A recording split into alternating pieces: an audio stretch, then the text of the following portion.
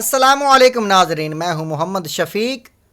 آپ دیکھ رہے ہیں تبلیغ قرآن 92۔ ایک آیت کو سیکھنا 100 نفل پڑھنے سے زیادہ بہتر ہے، اور اللہ کے نبی صلی اللہ علیہ وسلم نے فرمایا پورے باب کو سیکھنا 1000 نوافل پڑھنے سے زیادہ ثواب ہے۔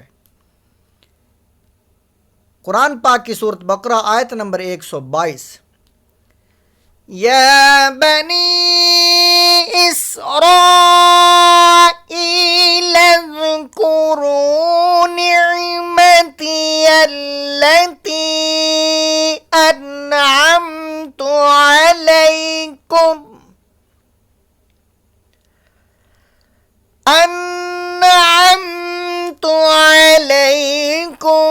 وانی فضلتکم علی العالمین۔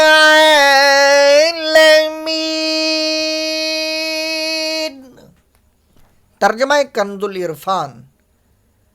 اے یعقوب کی اولاد، میرا احسان یاد کرو جو میں نے تم پر کیا، اور وہ جو میں نے اس زمانے کے سب لوگوں پر تمہیں فضیلت عطا فرمائی۔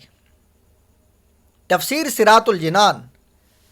یا بنی اسرائیل، اے بنی اسرائیل، یہاں سے ایک بار پھر بنی اسرائیل کو اللہ تعالیٰ کی نعمتیں یاد دلائی جا رہی ہیں تاکہ ان پر قائم کی گئی حجت مزید مضبوط ہو جائے۔ اس آیت سے 2 مسئلے معلوم ہوئے۔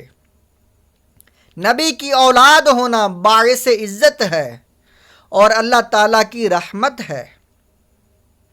اللہ تعالیٰ کی نعمتوں کا چرچا کرنا، ذکر کرنا شکر کی ایک قسم ہے، لہٰذا حضور پر نور صلی اللہ تعالی علیہ وآلہ وسلم کی ولادت مبارکہ کا تذکرہ کرنا یا اس کی محفل کرنا اسی قسم میں داخل ہے۔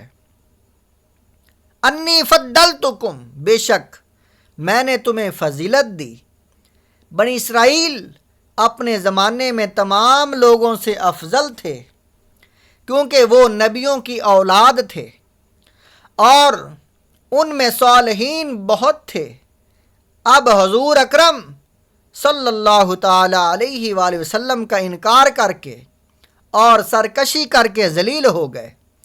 اس سے معلوم ہوا کہ عزت حضور اقدس صلی اللہ تعالی علیہ وآلہ وسلم کے قدم سے وابستہ ہے۔ جو ان کا ہو گیا عزت پا گیا، اور جو ان سے پھر گیا ذلیل ہو گیا۔ اعلیٰ حضرت امام احمد رضا خان رحمۃ اللہ تعالی علیہ فرماتے ہیں، باخدا خدا کا یہی ہے در، نہیں اور کوئی مفر مقر، جو وہاں سے ہو یہیں آ کے ہو، جو یہاں نہیں وہ وہاں نہیں۔